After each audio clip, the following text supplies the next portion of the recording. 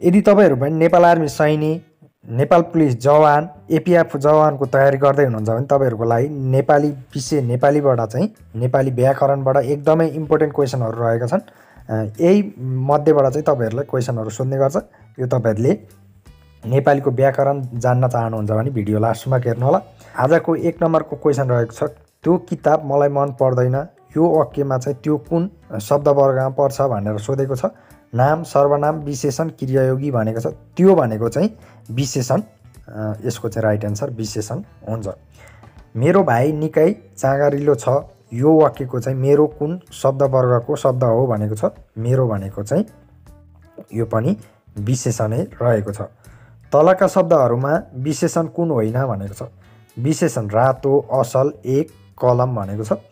तलका शब्दहरुमध्ये विशेषण भनेको कलम चाहिँ विशेषण होइन। तलको कुन शब्द विशेषण हो भनेको छ। विशेषण भनेको दोब्बर, उ, तिर, राम्ररी भनेको छ। दोब्बर चाहिँ विशेषण हो। तलको कुन शब्द विशेषण हो अर्को क्वेशन भनिरहेको छ 5 नम्बरको। आफू, आफ्नो, कापी, घर भनेको छ। आफ्नो चाहिँ विशेषण हो। म खाना खान्छु, यो वाक्यको म कुन शब्दवर्गमा पर्छ भनेको छ। म खाना खान्छु, यो वाक्यको चाहिँ म कुन शब्दवर्गमा पर्छ भनेको छ। सर्वनाम, म भनेको सर्वनाममा पर्छ। 7 नम्बरमा भनेको छ, म पाठ पढ्दिन, यो वाक्यको पाठ कुन शब्दवर्गमा पर्छ। क्रिया, क्रियायोगी, नामयोगी, नाम भनेको छ। म पाठ पढ्दिन, यो वाक्यको पाठ भनेको चाहिँ नाममा, यसको राइट आन्सर नाम हुन्छ। म असल छात्र हुँ, यो वाक्यको असल कस्तो शब्द हो। नाम, सर्वनाम, विशेषण। क्रिया भनेको छ। म असल छात्र हुँ, यो वाक्यको असल भनेको चाहिँ विशेषण रहेको छ। मेरो घर तराईमा छ, यो वाक्यको घर कस्तो शब्द हो। नाम, सर्वनाम, विशेषण, क्रिया भनेको छ। घर भनेको नाममा पर्छ। यदि तपाईहरु पनि Nepal army, Nepal police, APF जवानको तयारी गर्दै हुनुहुन्छ र तपाईहरुलाई चाहिँ बुक छैन भने तपाईहरुको लागि एकदमै उपयोगी हुने जीके सेवाहरू भएको पीडीएफहरु चाहिन्छ भने छुट्टा छुट्टै तपाईहरुको कुन टपिकको चाहिन्छ त्यो तपाईहरुले नेपाल आर्मीलाई, पुलिसलाई, एपीएफलाई छुट्टा छुट्टै चाहिन्छ तपाईहरुले हाम्रो फेसबुक पेज कार्की रञ्जितमा कन्ट्याक्ट गरेर सबैको पीडीएफहरु चाहिँ किनेर पढ्न सक्नुहुनेछ। अर्को क्वेशन रहेको छ, भाइ आयोमा भाइ शब्दको शब्दवर्ग पहिलाउनुहोस् अथवा पत्ता लगाउनुहोस् भनेको छ। भाइ आयोमा भाइ भनेको चाहिँ नाम, नामयोगी, क्रिया, विशेषण भनेको छ। नाम चाहिँ यसको राइट आन्सर हुन्छ। सीताले झोला बोकी छे, यो वाक्यले झोला कुन शब्दवर्गमा पर्छ। झोला भनेको नाममा पर्ने भयो। तिमी घर जाऊ, यो वाक्यको तिमी कुन शब्दवर्गमा पर्छ। तिमी भनेको नाम, क्रिया, क्रियायोगी, सर्वनाम भनेको छ। सर्वनाममा चाहिँ पर्छ। त खाना खा, यो वाक्यको चाहिँ त कुन शब्दवर्गमा पर्छ भनेर क्रिया, क्रियायोगी, सर्वनाम कुनै पनि होइन भनेको छ। सर्वनाम चाहिँ हो। त खाना खा वाक्यको त चाहिँ सर्वनाममा पर्यो। ऊ खाना खाओस्, यो वाक्यको खाना कुन शब्दवर्गमा पर्छ। नाम, सर्वनाम, विशेषण, क्रिया। ऊ खाना खाओस् भनेको खाना चाहिँ नाममा पर्यो। म त नाच्न जान्दिन, यो वाक्यको म कुन शब्दवर्गको शब्द हो भनेको छ। नाम, क्रिया, विशेषण, सर्वनाम। म त नाच्न जान्दिन भनेको यो चाहिँ म भनेको सर्वनाममा पर्यो। आज पानी पर्ला, यो वाक्यको पानी कस्तो शब्द हो। नाम, सर्वनाम, विशेषण, क्रिया भनेर अप्सन दिएको छ। यसको अप्सन नम्बर क नाम हुन्छ। ऊ बेसारी नाच्छ, यो वाक्यको ऊ कस्तो शब्द हो। यसको चाहिँ राइट आन्सर हुन्छ क्रिया, विशेषण, सर्वनाम, नाम। यसको चाहिँ सर्वनाम राइट आन्सर हुन्छ। बहिनी मुसु मुसु हाँसिन्, यो वाक्यको बहिनी कुन शब्दवर्गमा पर्छ। नाम, सर्वनाम, विशेषण, संयोजक भनेको छ। नाममा पर्ने भयो। तलको कुन शब्द नाम हो। प्याट्ट, थचक्क, पढाइ, कलकल भनेको छ। नाम भनेको चाहिँ पढाइ भयो। तलको कुन शब्द नाम होइन भनेको छ। दन्दन, गाडी, किताब, मानिस भनेको छ। यसको दन्दन चाहिँ नाम होइन। यसको राइट आन्सर 20 को दन्दन हुन्छ। खाना खाना जान मन लागेन, यो वाक्यको खाना कुन शब्दवर्गमा पर्छ। नाम, सर्वनाम, दुवै, क्रियायोगी भनेको छ। नाममा पर्ने भयो यसको राइट आन्सर। पाठ घोक्दै बसेको देखेर ऊ छक्क पर्थ्यो। यो वाक्यको पाठ कुन शब्दवर्गमा पर्छ भनेको छ। क्रिया, क्रियायोगी, सर्वनाम, नाम। यसको चाहिँ राइट एन्सर नाम हुन्छ। आफूसँग पैसा छैन। यो वाक्यको चाहिँ आफू कुन शब्दवर्गमा पर्छ। आफू भनेको नाम, नामयोगी, सर्वनाम, विस्मयादिबोधक भनेको छ। यसको चाहिँ सर्वनाम। घरमाथि बसेर धुलो नखाऊ। यो वाक्यको घर शब्द कुन शब्दवर्गमा पर्छ। नामयोगी, नाम, सर्वनाम, विशेषण भनेको छ। नाममा पर्छ घर। कानुन सम्बन्धी ज्ञान नभए पनि हत्या त गर्नु हुँदैन। यो वाक्यको कानुन कुन शब्द हो भनेको छ। कानुन भनेको चाहिँ नाम, नामयोगी, क्रियायोगी, निम्पात भनेको छ। नाम। यसको राइट एन्सर हुन्छ। धारामाथि फोहोर पार्नु हुँदैन। यस वाक्यमा चाहिँ धारा कुन शब्दवर्गमा पर्छ। नामयोगी, नाम, विशेषण, निम्पात भनेको छ। नाममा पर्यो। कानुन समेत प्रमाण बिना अन्धो बन्छ।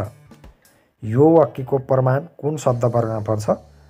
प्रमाण भनेको नाम, नामयोगी, क्रिया, सर्वनाम भनेर अप्सन दिएको छ। नाम यसको राइट एन्सर हुन्छ। म खाना खान्छु अनि बजार जान्छु। यो वाक्यको म कुन शब्दवर्गमा पर्छ। यसको चाहिँ राइट एन्सर सर्वनाम हुन्छ। म अप्सन मात्रै भन्दै जान्छु, भिडियो लामो भइसक्यो। म राम्रो काम गर्छु तापनि सफल हुन सक्दिनँ। यो वाक्यको म कुन शब्दवर्गमा पर्छ। सर्वनाम। ओहो काम त बिग्रिएछ। यो वाक्यको काम कस्तो वाक्य हो। नाम। बिचरा राम त साह्रै बिरामी भएछ। यो वाक्यको साह्रै शब्द कुन शब्दवर्गमा पर्छ। विशेषण। तिमी पो प्रथम भयौ। यो वाक्यको प्रथम कुन शब्दवर्गमा पर्छ। विशेषण। राम पाठ पढ्छ। यो वाक्यको राम कस्तो शब्द हो। राम भनेको नाम। हामी धेरै काम गर्छौँ। यो वाक्यको सर्वनाम कुन हो। हामी। यो तपाईँहरूले मैले चाहिँ नेपालीको व्याकरणबाट क्वेसन राखिरहेको छु। यो बुझ्नु भएको छैन भने चाहिँ पहिला तपाईँहरूले नाम भनेको के हो, विशेषण भनेको के हो, सर्वनाम भनेको के हो, क्रियापद भनेको के हो भनेर जान्नु पर्यो। त्यसको लागि भनेको बुक छ भने ठिक छ, छैन भने पिडिएफमा हाम्रो तयार पारेको पिडिएफमा सबै छ। ट्याक्क कन्ट्याक्ट गरेर बेलायमा आफ्नो तयारी गर्नुहोला। हामीलाई डाइरेक्ट फेसबुक पेज कार्की रञ्जितमा कन्ट्याक्ट गर्न सकिन्छ है त। हामी धेरै काम गर्छौँ। यो वाक्यको सर्वनाम कुन हो। हामी धेरै काम गर्छौँ भनेको हामी चाहिँ सर्वनाम भयो। सीताले उसलाई घरमा बोलाउँछ। यो वाक्यको सर्वनाम कुन हो। सीताले उसलाई चाहिँ सर्वनाम भयो। नामको सट्टामा प्रयोग हुने शब्दलाई के भनिन्छ। सर्वनाम। हिमाल कुन प्रकारको नाम हो। हिमाल भनेको जातिवाचक नाम। कुन प्रकारको नाम हो। माया, माया कुन प्रकारको नाम हो। माया भनेको चाहिँ भाववाचक नाम हो। दया, माया भनेको भाव जनाउनेलाई भाववाचक नाम भनिन्छ।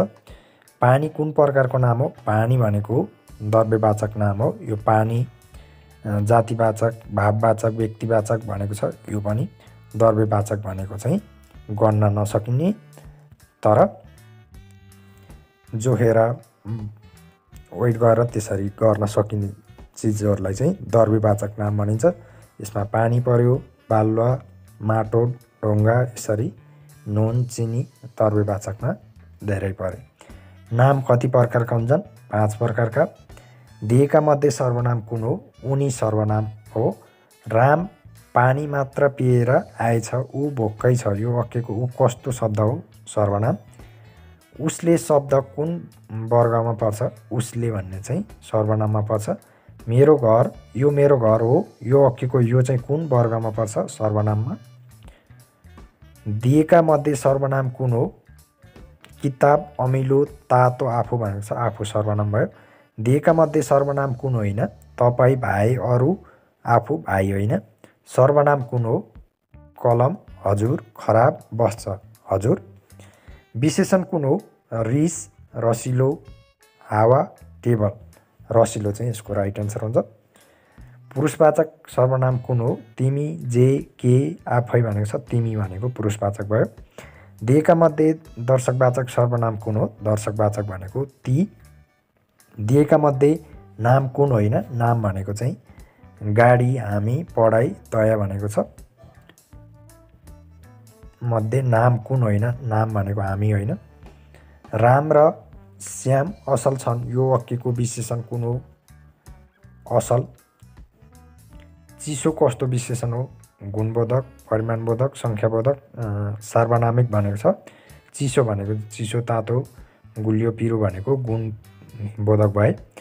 दुई कुन प्रकारको विशेषण हो? दुई भनेको सङ्ख्याबोधक। विशेषण शब्द कुन होइन? विशेषण भनेको शब्द कुन होइन? पहेँलो, कुरूप, बेसार, दोब्बर। विशेषण शब्द कुरूप होइन। भेदक विशेषण दिएका मध्ये कुन हो? खाने, टर्रो, दशक, प्रस्थ भनेको छ खाने। कुनै नाम वा सर्वनामको विशेषता बुझाउने शब्दलाई के भनिन्छ? विशेषण भनिन्छ। तपाईँहरूलाई भिडियो लामो भइसकेको छ। तपाईँहरूले 100 लाइक पुर्याउनु भयो भने अर्को भिडियो आउँछ, नभए टाइम लाग्छ है त। यो चाहिँ तपाईँहरूले यसो पढ्न सक्नुहुन्छ। व्यक्ति प्रथम भनेको चाहिँ विभक्ति भनेको प्रथममा के लाग्छ भनेर चाहिँ लेबाट आयो भने प्रथम, द्वितीय भनेको लाई कन भनेर आयो भने द्वितीयमा गयो, तृतीय भनेर लेबाट द्वारा भन्यो भने तृतीय, चतुर्थीमा भनेको चाहिँ लाई, लागि, निम्ति भन्ने लागेर आयो भने चतुर्थी, पञ्चमी भने देखिबाट देखिन, यो चाहिँ षष्ठी भनेको चाहिँ को, काकी, रोरारी, नो, नानी भनेर लाग्यो भने षष्ठी, सप्तमी भनेको मा, माथि भनेर यसरी लाग्यो भने चाहिँ यो विभक्तिहरू पनि छुट्याउन जान्नुपर्छ। यसो पढ्नु होला। यो विभक्ति कति प्रकारका हुन्छन्? विभक्ति भनेको 7 प्रकारका। रामको घर टाढा छको कुन विभक्ति हो?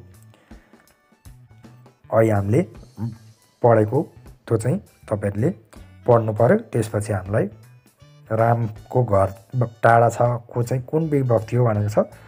षष्ठी विभक्ति। यसको चाहिँ राइट एन्सर। तलका मध्ये पञ्चमी विभक्ति कुन हो? पञ्चमी देखिबाट। अहिले हामीले मास्तिरको उदाहरण हेरिहालौँ।